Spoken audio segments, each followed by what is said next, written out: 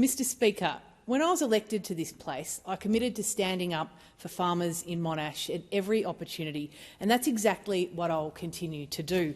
Recently, I've been meeting with a number of local residents and farmers deeply concerned about the impact of prime agricultural farmland, coupled with a lack of social licence presented by a number of renewable energy projects across West Gippsland. From Yarragon to Darnham and Trafalgar East, I continue to hear from local residents about the giant battery energy storage projects being proposed smack bang in the middle of prime dairy and horticultural country. The residents concerned have no quarrel with the concept of renewable energy, but it needs to win the community support where it seeks to operate. State and federal renewable energy zones were established with the goal of keeping these projects in designated areas, presumably away from soil that needs to be preserved for the food that we grow and produce and ends up on tables across the country. Well, these projects are well outside the designated renewable energy zones that have been established, and in some cases they're in bushfire-prone areas and near waterways. The proponents have put together a slapdash approach to community engagement, hosting community forums at inconvenient times like 4 o'clock in the afternoon, when many impacted residents are in their milking sheds and can't step away. Now, the other issue I have with the way these renewable energy projects are being handled, particularly by the Victorian Labor government in my community, goes to the state-owned and managed State Electricity Commission, which has just purchased the Delburn wind farm business.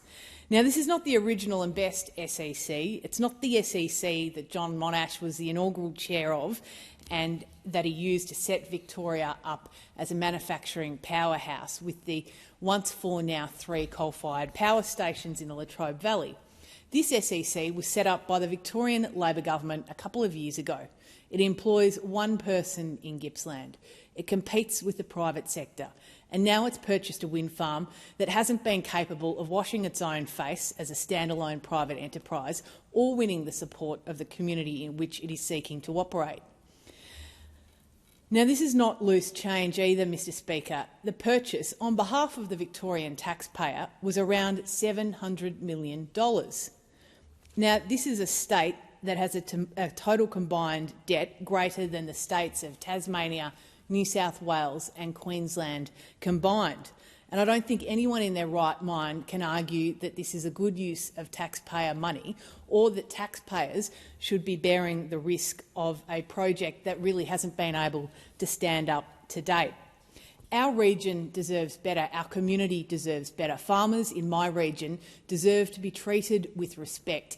Our food, our soil, our prime agricultural land needs to be better respected. It needs to be better utilised. And the treatment that farmers in my electorate have had to bear from the Victorian and federal Labor governments is just not good enough.